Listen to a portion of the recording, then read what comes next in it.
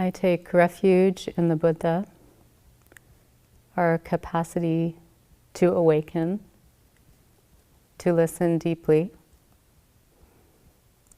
I take refuge in the Dharma, the teachings on the value of devoted attention, deep listening.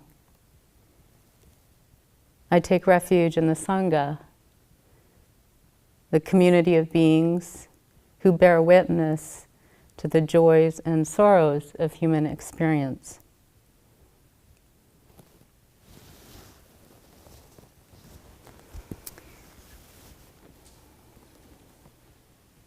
Thank you for your courage. It's not easy to listen deeply to the totality of our human experience. It's not easy to hear the cries of the world. As I was trying to conjure this Dharma talk, it dawned on me that the teachings that are here with us today are a result of people's ability to listen deeply. This is an oral transmission, one heart opening to another, energy, something like that. Too loud? Maybe move it up a little. Is it too?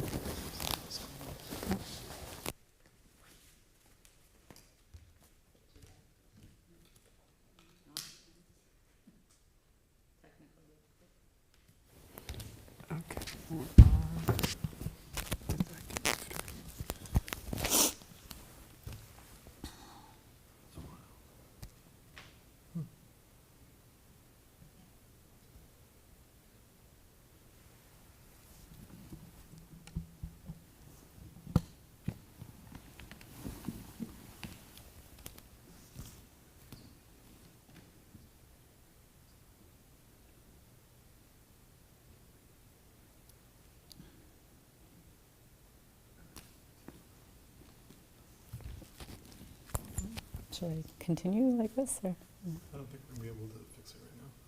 So, can people hear me, or you can hear me? Do I need to be mic'd, or are you hearing it through this?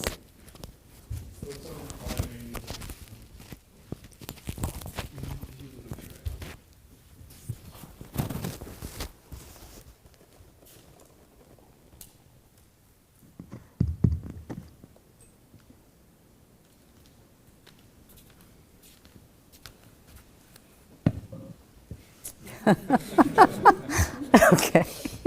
Hold it for now. I'll get you a stick. Seriously? Sorry, this is funny. The mic pack works online. I don't think it's a matter of the receiver. I think the speakers are somehow having a problem. I don't think that's going to amplify you. Do I need to hold this? Try it. Really quick. Hello, testing.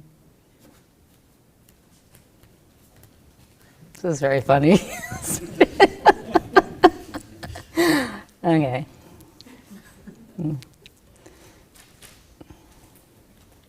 Seems somehow weird to be giving a Dharma talk holding this microphone. Yeah. So as I was saying, I'm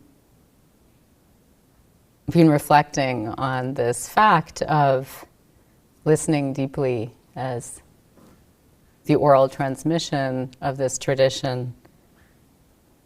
The fact that one heart opens to another and energy and intention is passed on, and then we receive these teachings here in this monastery at this very moment. It's a beautiful thing. This is from the chant of boundless compassion that we chant every morning here in the service. Absorbing world sounds awakens a Buddha right here. I thought that was a wonderful expression of what we've been doing this week. absorbing. You've been filled up with sounds.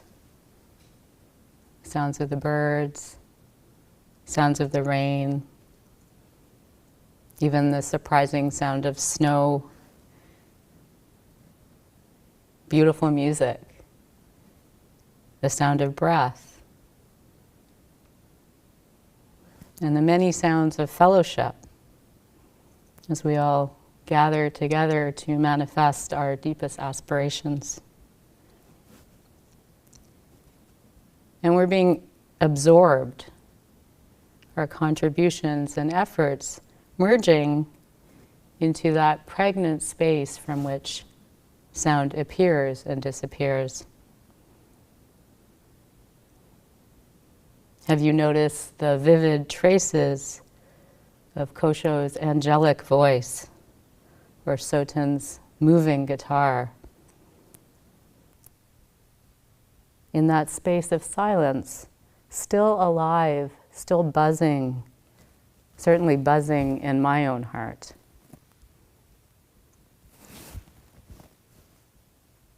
We leave traces. This is just a fact of being human. So we have to be careful with the soundings that we make. Careful speech. Careful actions. On some level, our lives are indelible. They leave large imprints, which cause consequences for ourselves and the world. On the other hand, one kind word or deed, one beautiful song, infinitely impactful.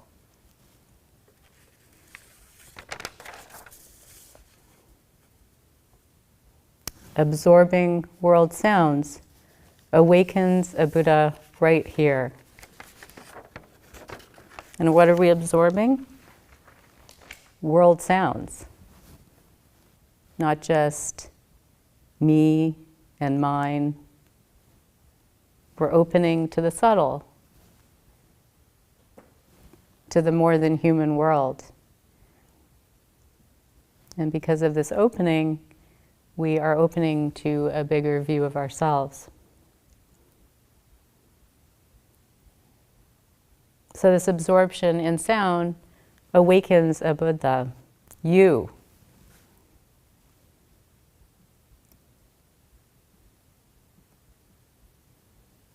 When our deepest potential is aroused, we are stirred, woken up. What are we woken up from? We're woken up from the enchantment of self-concern. And where does this happen? Right here, nowhere else. As Hakuin Zenji says, this ground on which we stand is the pure lotus land, and this very body, the body of Buddha. This is a precious human life.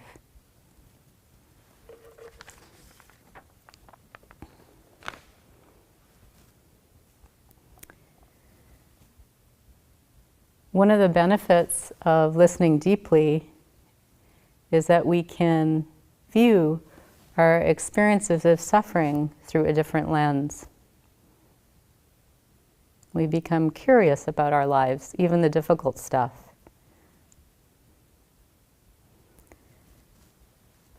The teacher Thich Nhat Hanh, I've been reading a lot of his stuff recently. I find him to be so simple and yet so profound. Has a wonderful way of saying this. The quality of your attention to the present moment doesn't just impact the future, it impacts the past. Power of attention is like a superpower. It can change our past.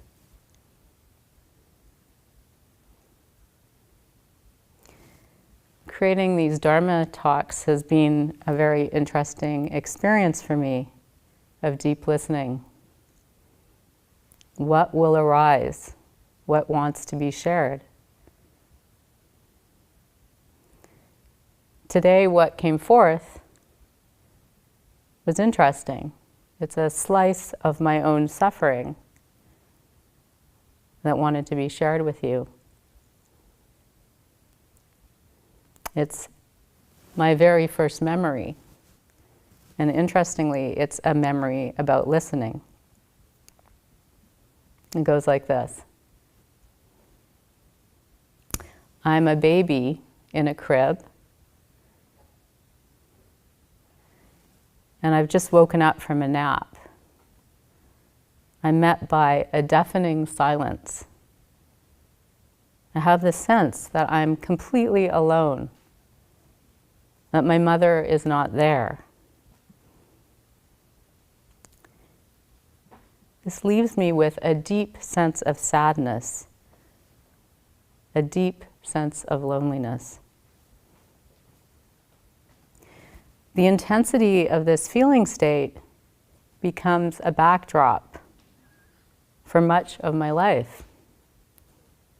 I become a sad human being, a disappointed human being,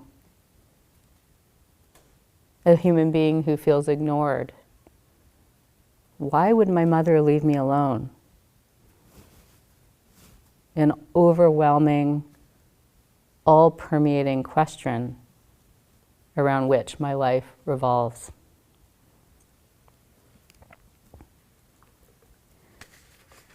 The Zen teacher Joko Beck talks about these programs that drive our lives as core beliefs, deep narratives that we are listening to even if we don't know it. She says, we all have a core belief. You may not know it yet if you haven't thought about your life in this way, but it's there. I'm not saying it's all of who you are, but it is there to some degree or another. And it will come up, particularly in times of crisis. Our work is to know and experience the core belief so that we can understand the way we sabotage ourselves. She says, our core belief for most of us comes down to some version of, I feel worthless. That can look like, I'm not enough, I'm hopeless, I'm alone, I'm not lovable. There are a lot of variations, but always on the same separate, miserable state. And this belief is like the hub of a wheel. Out of it come the spokes, the systems, strategies we use so that we don't have to feel the pain of this core belief. And sometimes our strategies are aggressive, sometimes they are placating, very nice, charming. They can be anything. They may look wonderful in the eyes of the world, or they may look disgraceful in the eyes of the world. She says, the important thing is not the particular content of your strategies, but that you notice that they are strategies and begin to trace the spokes back to the hub. Tracing the spokes back to the hub. How do we do this?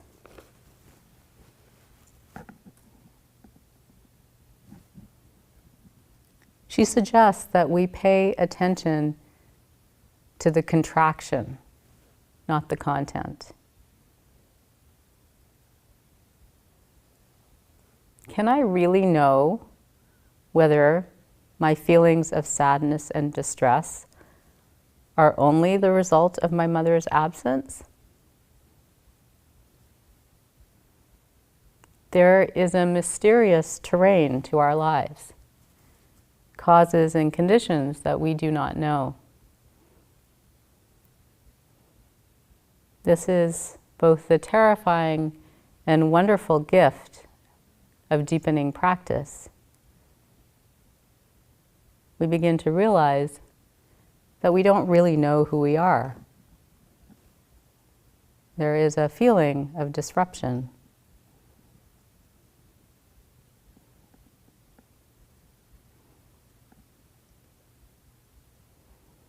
So let's work with my contraction. Please imagine that you are me, this baby in a crib. Imagine being on your back, vulnerable. Imagine waking up to no familiar sounds, straining after the sounds of your mother. Imagine the sense of bereftness, of craving.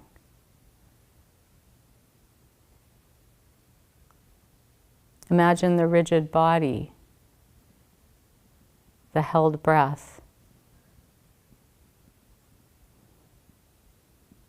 Isn't this a vivid description of the suffering experience?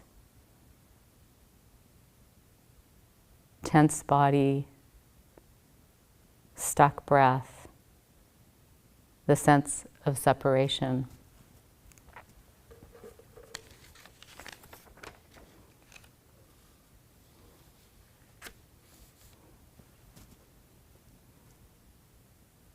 Now become this baby with a relaxed body.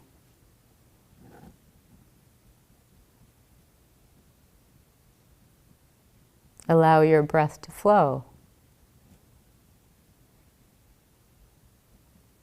Have a sense of your spine. The possibility of standing on your own 2 feet.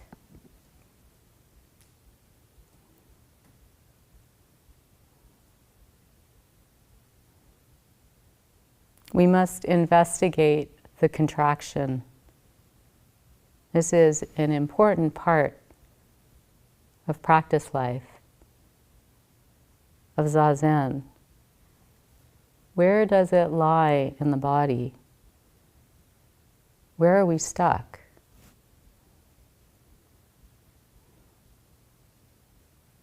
As we know from these 9 days, the listening body is soft, it's relaxed, it's receptive, it's informed by breath. Please recognize that breathing and listening are not separate practices.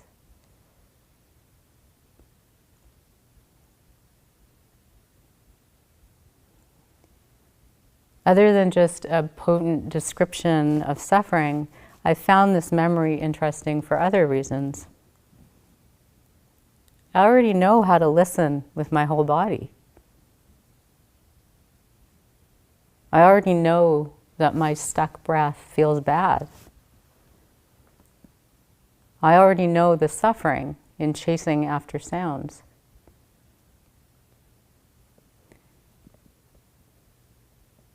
As Jogan mentioned yesterday, the Pali word for mindfulness, sati, which comes from the Sanskrit word smrti, means remembering.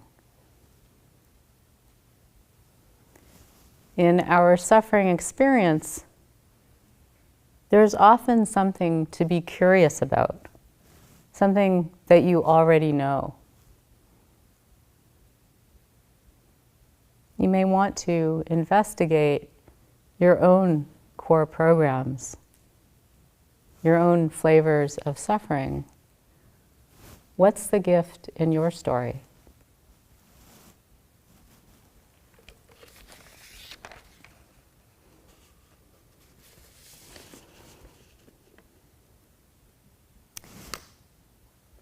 And this memory shows me something else.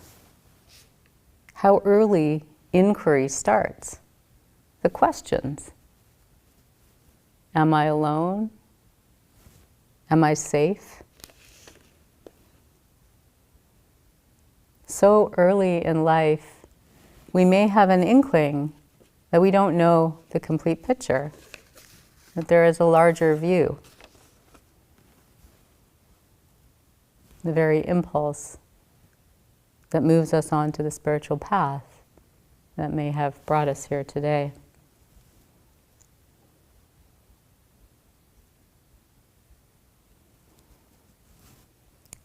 Practice requires curiosity. We don't just sit here like a lump on a log. We need to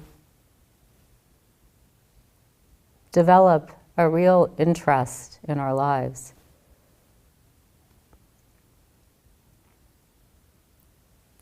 Some of us may feel deterred to do this because we've heard that the Buddha considered most of our questions to be unhelpful. So we become scared to use our minds. That's kind of understandable considering all of the questions that he dismisses. And I'll give you some examples. Am I? What am I? Am I not? Did I exist in the past? What was I? Will I exist in the future? What will I be? Where did I come from? Where will I go? Is the world eternal? What happens to the Tathagata after death? Well, these all seem like hot topics in spiritual circles, don't they?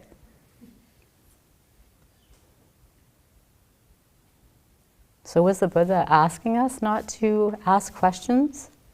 Are we not supposed to reflect upon our lives? I think that's a ridiculous perspective. Obviously, he was a curious person with a deep ability to observe and investigate his own experience. I think it takes a lot of curiosity to leave a pleasure palace. It takes a lot of curiosity to take on deep vows of renunciation.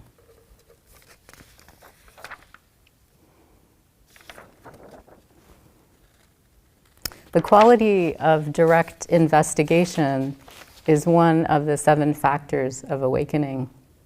It's called Dhamma Vichaya. The Buddha suggests that once mindfulness is established, meaning once we settle down into the body, we can use our intelligence to be discerning about our experience. It's compared to a jeweler looking at different facets of a jewel. We can examine our experience from many angles. We're like a farmer separating the good grain from the bad. We can use our intelligence to sort through things, make distinctions, abandon the unwholesome, and cultivate the wholesome. In this way, we can engage the mind as a tool for liberation. We do this by dropping the question into the present moment experience of our lives.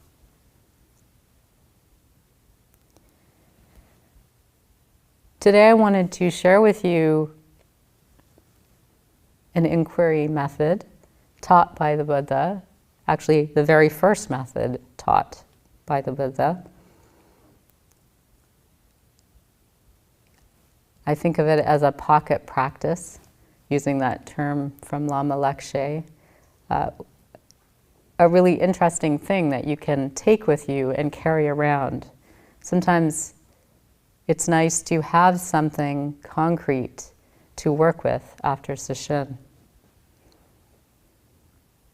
This comes from a wonderful sutta called the Anattalakkhana Sutta, or the Anatma Lakshmana Sutta, the characteristics of no self-teaching, where the Buddha investigates self-view.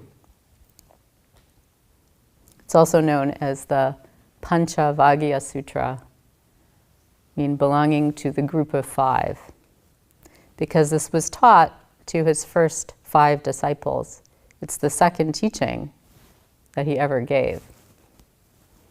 I have this image of him filled with the morning star, wrapped in the roots of the Bodhi tree. Must have been hard for him to get up, to break the silence, to speak. But he felt that this was important enough to say. According to the Buddha, our suffering life, all of these dukkha-filled storylines, all of these core programs come from a fundamentally wrong view, which can be expressed in 3 simple statements. This is mine, this is me, this is myself. These statements are the fuel of the I-making process. And the term used for this is ahamkara, or mamankara, I-making, my-making. We are all deeply familiar with this process. This is mine. This highlights our tendency towards possessing our experiences, the sense of ownership, as if everything exists for your own gratification. You may have noticed the centrality of yourself in all of your storylines as you sat Sesshin. This is me. This highlights our tendency towards building up our sense of self. We identify with views, with things. This is the kind of person I am. This is the way the world should be. This is what I am capable of. This is how people should treat me.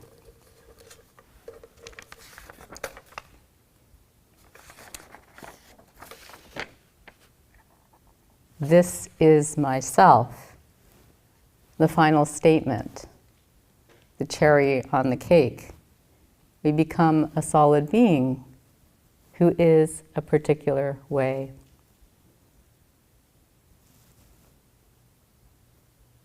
This is the personal territory. This is the ground of suffering. For the Buddha, these statements define a fundamentally wrong view that is the source of dukkha. His insight is that we can live a life that is not personal, a life where we are not at the center of things. He had the insight that this kind of life is larger, more intimate, more inclusive. It stimulates a sense of engagement and wholeheartedness. You must also have an inkling of this, or you wouldn't have been sitting here for 9 days doing something so grueling.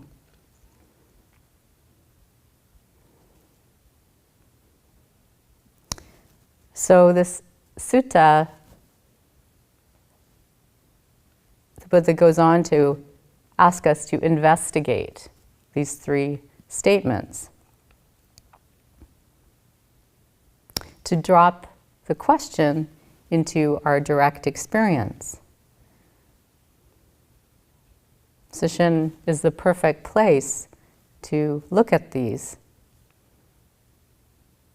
because we have just spent 9 days seeing the reality of impermanence so clearly. He asks us, how can we have a sense of possession or control or ownership when things are constantly changing? Do we have a choice about when a painful sensation arises, when a thought comes into the mind, when a feeling becomes dominant?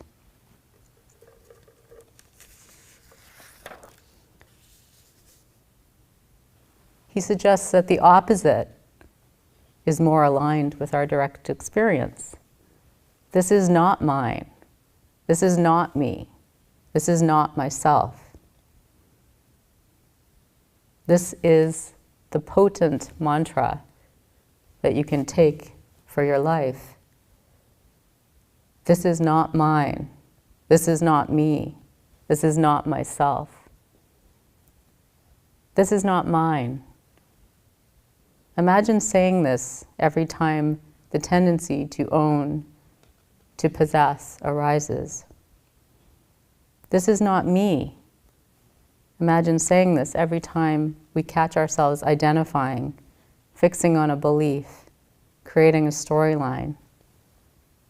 This is not myself. Imagine saying this when you are reveling in a feeling of solidity and self-satisfaction.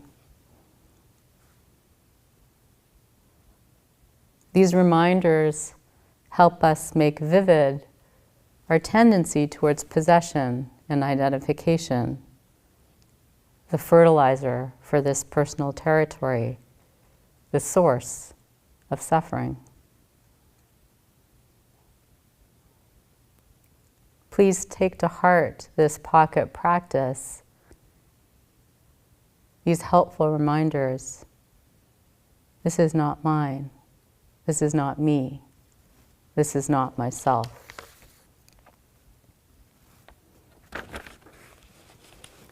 This short sutta is so important because it's revolutionary.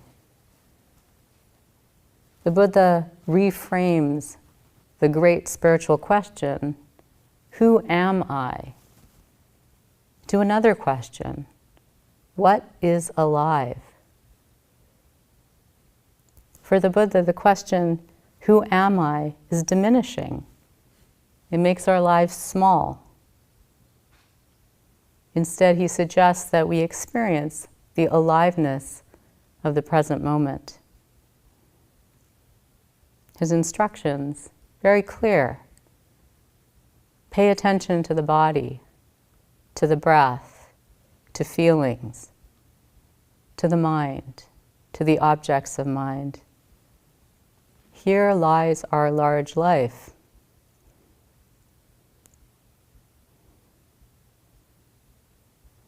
As we've experienced this week, devoted attention opens us up. Even after 9 days, we start to get in touch with the person that we are beyond the person that we seem to be. Please continue to have faith in a larger life. Please continue to care about listening. Please continue to be touched. We really do need your beautiful sound in this world.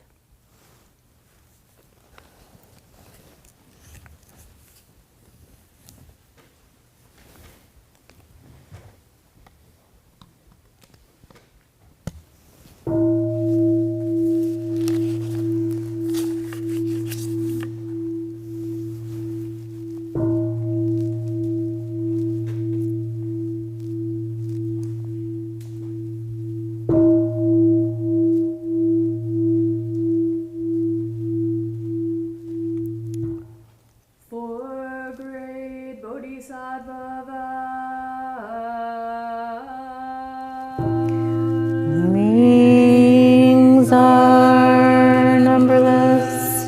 I vow to free them.